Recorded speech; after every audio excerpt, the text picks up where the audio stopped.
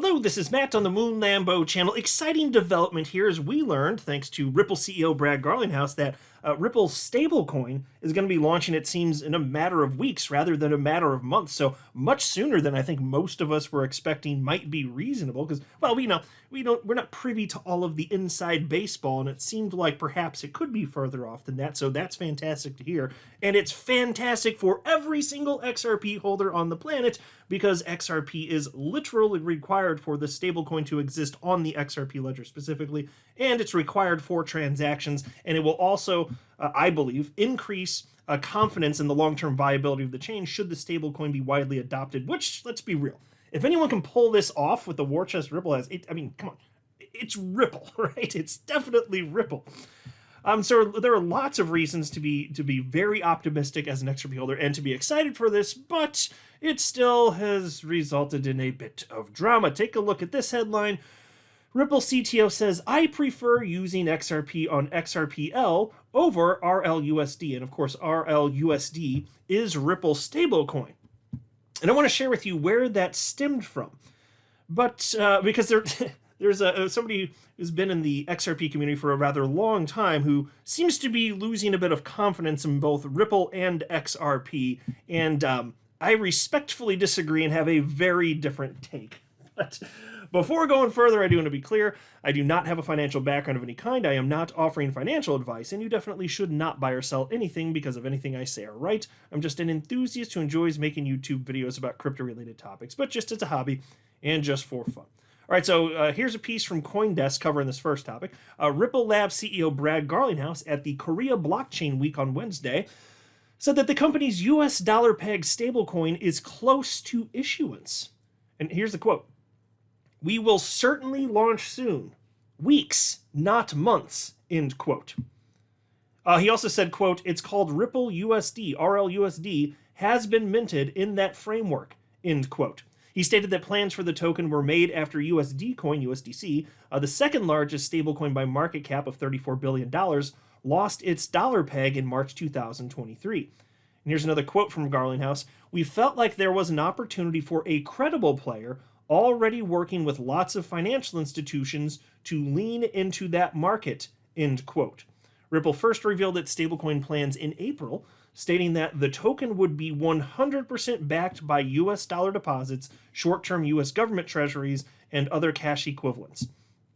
So I still think it's early enough along in the history of this asset class that absolutely another major player can jump in here.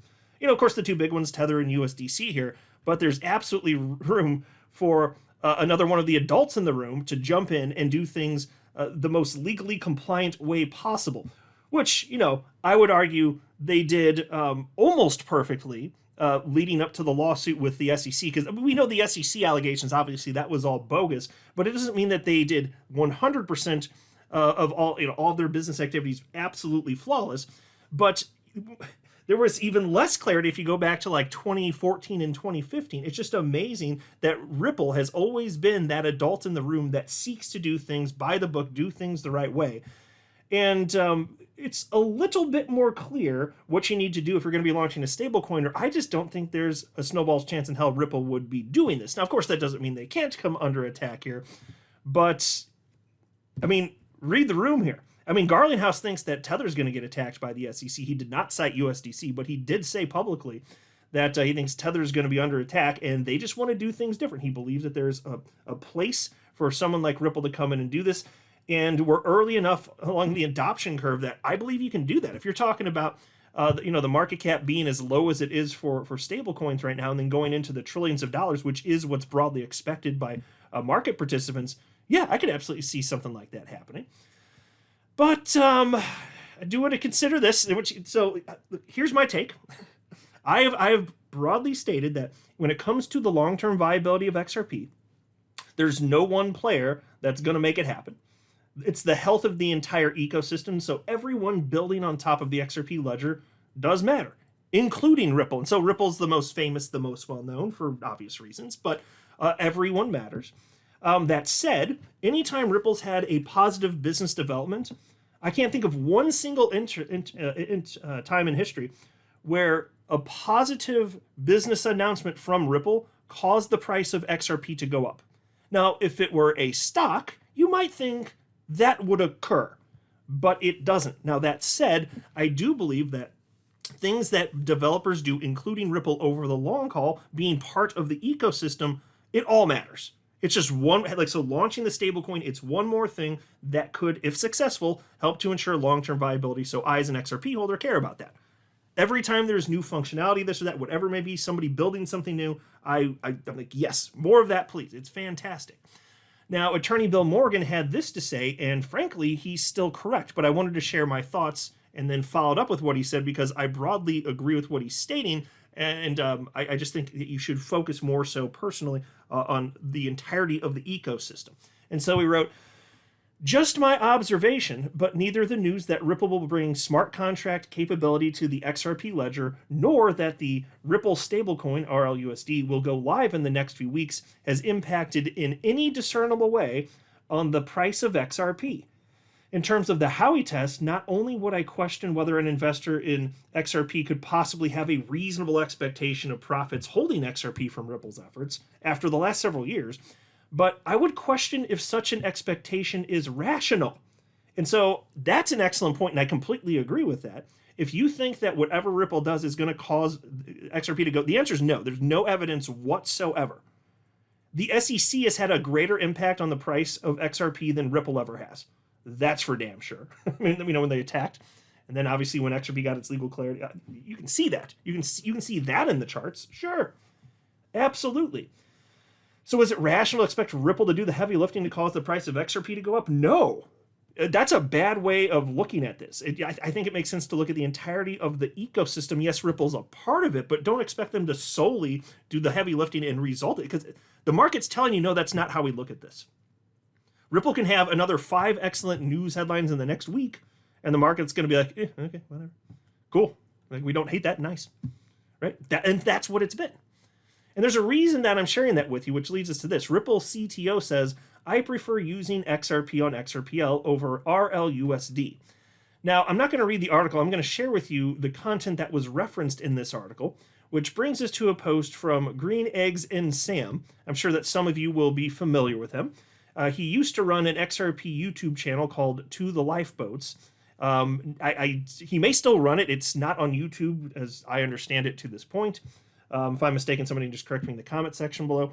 But he used to be 100% XRP and crypto focused.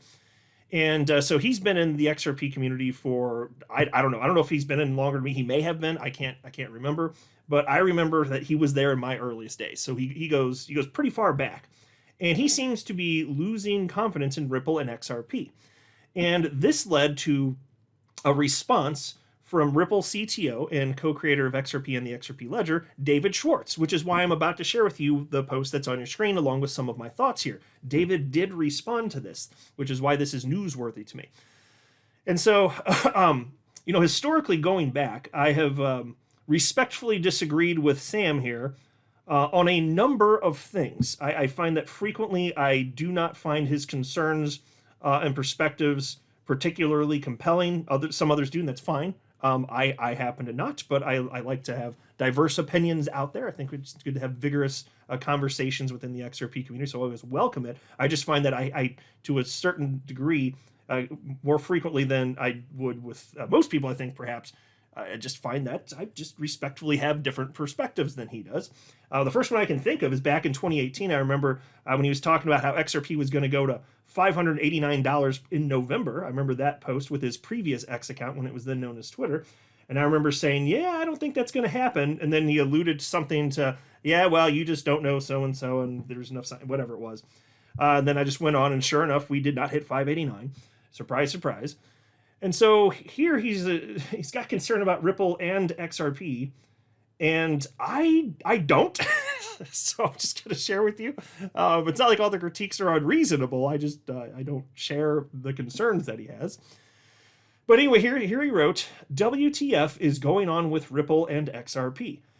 I'm not talking about price. I'm talking about the pivot to smart contracts, pissing off Wietse in the process. Yeah, and I'll pause to just say, for the purposes of time, and since that's a bit far out of the scope of the intended scope of this video. I'm not going to get into that. I probably will cover some of that in a previous video, maybe tomorrow.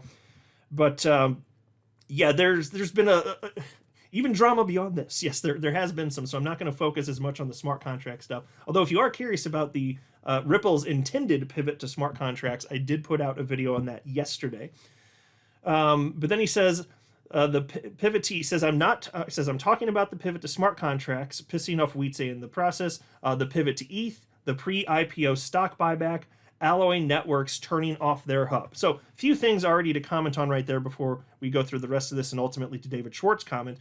As far as validators turning off, so that's what he's referencing here, Alloy Networks, you never want to see that, but I will just tell you this, that since long before I joined the XRP community, I've been here since late 2017, there were always new validators coming online and old validators leaving. And so you don't want to see them leave, but people leave for their own reasons, whether they no longer think that XRP makes sense, or if they just don't have the emotional drive for it, or other things come up in life. It happens.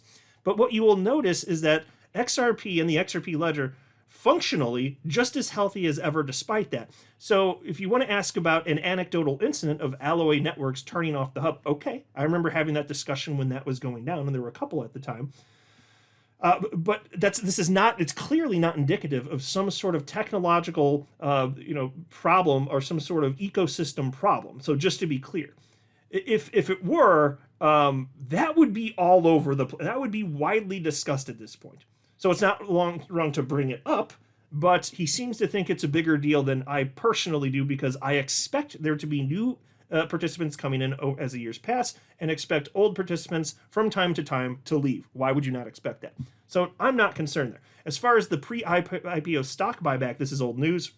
You can see the headline. I covered this at the time from the Crypto Basic. Ripple on the verge of buying back $1.4 billion in stock as IPO looms. Brad Garglinghouse. And so he's saying, he seems to be concerned about that. And I guess I'll circle back to that because he talks a little bit more about it slightly later in his post. But that's what he was referencing. So anyway, as far as the smart contract pivot, that was out of the blue. I was surprised that Ripple decided to start supporting that, because everything public from anybody higher up at Ripple had said, nah, well, there's trade-offs. You don't want to give the blazing fast speed of the XRP ledger, low-cost transactions. Like, there could be trade-offs if you go for any sort of smart contract functionality. But David Schwartz has changed his mind. Again, outside the scope of this video, I talked about it yesterday. But I think that's fine. I think that if you're provided new evidence, show, hey, technologically, actually, this is safe and it's not going to mess up what the XRP is corely known for, that's good. So you should be able to change your opinion. So that's another thing. All these things that he's citing here so far, I don't see them as negatives. Or at least, I mean, it's a negative if you lose the validate. What I mean is, on the whole, it's not something majorly destructive. And if you're talking about smart contracts, that's good. Pivot to ETH, well, more on that in a second too. But then he says, apparently Monica pushed to move transactions to ETH to access liquidity? ? Attempts to build liquidity on XRP ledger have failed. The settlement killed their previous business practice to eliminate slippage. Why do they need XRPL at this point beyond funding operations? Okay, I gotta tell you a couple things here. As far as when he writes, the settlement killed their previous business practice to eliminate slippage, what settlement is he talking about? If he's talking about the SEC v. Ripple case, that case was fully adjudicated. Is he talking about something else that's just not occurring to me? If somebody knows, let me know in the comment section. I literally don't know what he's talking about. Now, as far as the liquidity says, attempts to build liquidity on the XRP ledger have failed. Oh, really? So here's live CoinWatch, and normally it's ranked by default by market cap. And so Bitcoin would normally be at the top, but you can rank it by whatever metric you want. You can do it by market cap, by price, by 24-hour volume, by circulating supply, or by liquidity. So I went ahead and ranked by liquidity, and you'll notice here that XRP, even though there are two stable coins above, XRP is still number 7 in liquidity out of tens of thousands of cryptocurrencies. And here he has the audacity to write that attempts to build liquidity on the XRP ledger have failed. I respectfully disagree. The data does not support that. XRP is one of the most successful cryptocurrencies ever to have been created, and the ledger, which it's built upon, absolutely wildly successful when compared to the rest of the competition. Absolutely. You know, price action aside, undeniably successful. And then he says, I have a lot of serious questions. And by the way, he did say he's not talking about price here, and that's fine. I'm not either. But he says, I have a lot of serious questions around this, but I want to start with this pre-IPO buyback and flush this out with the community. Is it normal for a company to buy back $1.4 billion before going public? Isn't the whole point of an IPO to raise money? Okay, so he might be missing information here. There was broad discussion about this like a year ago, probably tail end of 2023 perhaps. And it ended up getting widely circulated. Some stuff leaked that, you know, Ripple actually was attempting to go public. And so they went on a roadshow. I'm pulling from memory here, so you can fact check me on the dates, but I think it was about a year and a half ago. The news broke that they were going on a roadshow, which is just a fancy way of saying they're trying to go out there and schmooze and raise money for an interest and ultimately money for an IPO. So they were, now mind you, of course, this is before XRP had legal clarity. It's before the conclusion of the SEC v. Ripple lawsuit. And so I remember talking about how I was surprised that they were trying to go forward with this in the moment. It's like, really, they must have tons of confidence if they're doing this before the lawsuit's over. I was like, wow. But they did. They went forward. And then after getting feedback from people who who they're schmoozing with, who potentially would throw boatloads of money in, the feedback they got indicated, well, okay, this isn't exactly a good time for anybody to be putting money into your venture right now because there still is a lawsuit hanging over your head. And so there were questions and concerns there. The timing just wasn't the best. Ripple thought that it would still be okay. That was a miscalculation. They came to learn, so then they adjusted, and then it was made known that this is from Brad Garglinghouse. They're not going to be going public anytime soon. This was a discussion from last year, so we already knew they weren't going to. So the fact that they were doing buybacks, since we already knew they wouldn't do that, shouldn't be surprising. At that point in time, you know, even now, IPO off the table. Still going to happen in the future, that's a virtual certainty, off the table right now. So the fact that they're buying back, that's supposed to be a negative? Again, I respectfully disagree. Look, buybacks take place when businesses want to appear more attractive to investors. They're positioning right now because they're not ready for an IPO because of the SEC nonsense. They'd be a public company right now if not for that, I bet you. But just remember, they're not going to go public anytime soon, in all likelihood. Now, I don't know what that means. Maybe several months from now or early next year, who knows? Maybe we get some news where they're like, hey, we're doing it. And then we'll look back and be like, oh, okay, so when they were doing the buybacks, it's to show confidence in the business and all that jazz. That would make sense. That's not a negative, very clearly. And then he says, could they simply be paying off their biggest potential enemies before this falls apart? I don't know what that means. But clearly nothing's falling apart. Ripple has more money than God, and the adoption of the XRP ledger continues to go in the right direction. So when he wrote here, I'm seriously considering pulling the plug on this S-word show. Okay, do whatever you want, to each their own. I just respectfully disagree. I just don't think that those perspectives, frankly, make sense. I don't think the concerns, on the whole, make sense. So here we have David Schwartz. This is where he jumps in. He did respond to that, what I just shared with you. And David Schwartz wrote, the only pivot to ETH is the RLUSD, so that Ripple stablecoin, will be supported on the Ethereum chain. And folks, how could that be some sort of negative? Isn't branding and commonality and interoperability, aren't those things something that are to be desired in the crypto sphere? Or are you trying to just build everything on one blockchain? It just doesn't make sense. It just makes me think of the walled gardens of the 90s with the internet, when you had AOL and Prodigy and CompuServe. I mean, as a kid, like I was a young teenager using Prodigy. It was a walled garden here. Like, can you? In fact, I remember back in this, because I was born back in 1992. But I remember being on Prodigy, and at that time, email.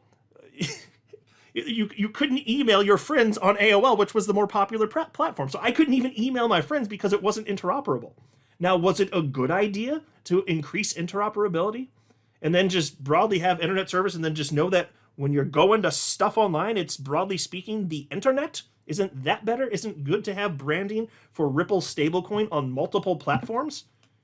My God, I just don't see how this is bad. You've got USDC all over the place and Tether, but what? Ripple stablecoin is only supposed to be on the XRP ledger? And then give up all the opportunity for expansion. Understand, from Ripple's perspective, this is an incredible business opportunity. This can be a money machine for them. And they want to wall themselves off to just the XRP ledger? Doesn't make sense to me. It makes no sense. You should be more optimistic for Ripple's business decision-making abilities because they're expanding out there, and they've said they plan to get on even more blockchains. How is this bad? But still, Sam responded, and he said, ETH has the liquidity Ripple has repeatedly failed to create on the XRP ledger. Add in the smart contracts pivot, and I see why people are concerned. I cannot really. I'm sorry. I just respectfully disagree. Again, clearly there is a ton of liquidity, specifically on the XRP ledger. It's not Ripple's job solely to create that anyway, even if it had been a failure. We have an entire ecosystem out there. But what he's saying is factually incorrect. And then as far as the smart contracts, but why would you be concerned at Ripple's agreeing now with Wietse that there should be smart contracts? That increases functionality of the XRP ledger, and you're talking about pulling the plug on what you're calling the shit show? How does this make logical sense? It does not. Here's a post in response to what I just shared with you from David Schwartz. This comes from my fellow XRP YouTuber, Jungle Inc. And he said, if you were to guess, could you say that at least 50% of RLUSD payments in Ripple payments flow will run over XRP ledger? Based on early planning before launch, ? Fair question. David Schwartz responded to that, and he said, I'd prefer to see us using XRP on XRP ledger rather than RLUSD. But I think we'd all prefer anything on XRP ledger over anything else. Saving the cost of the centralized exchange is big. Yeah, that makes all the sense in the world. That's the right answer. And yes, I'd rather see RLUSD than something else, that's not on the XRP ledger, like Bitcoin or whatever the hell. Is it the Bitcom? The Bitcom? No thanks. I'd rather not. And by the way, even RLUSD being used, understand, that requires XRP if it's on the XRP ledger. So again, still good for XRP. If you're talking about the version of it that's on the XRP ledger, which here we do seem to be, right? So of course, yeah, you'd still rather use XRP. And don't you think that Ripple, not being idiots, having some of the smartest people in Silicon Valley type companies, I know no business is going to get everything perfect, but do you really think they'd be so stupid as to lose sight of the fact that they have the most to lose if things go south for the XRP ecosystem? Duh! They have the most to... You think they're just going to abandon XRP? Does anybody think that? Hell no! And everything that they've been doing shows they want to expand adoption and functionality. Automated market maker, RLUSD, XRPL EVM, like you name it. Stablecoin, like just you name it. They supported the NFTs, that amendment that got passed. Like, there's all sorts of stuff. Because they understand that increased functionality, so long as it doesn't mess up anything functionally in terms of payments, meaning speed of payments, blazing fast speed, at transaction cost that's virtually zero, so low you might as well round down to zero. As long as it doesn't mess up that, they're all for whatever. Why wouldn't you be? I'm just not seeing these problems here. So on a day where we've got this exciting stuff, hey, the RLUSD, it's coming soon. It's fantastic. Happy to see that. We still see some people that have these concerns, and everybody's entitled to their concerns. But I'm entitled to mine. I'm entitled to share my perspective. This is all public information here. This is public conversation. I respectfully disagree. I don't think that any of those concerns are something to be losing sleep over. They're not something that's going to make me pull the plug on what he alleges is a shit show, because it's not.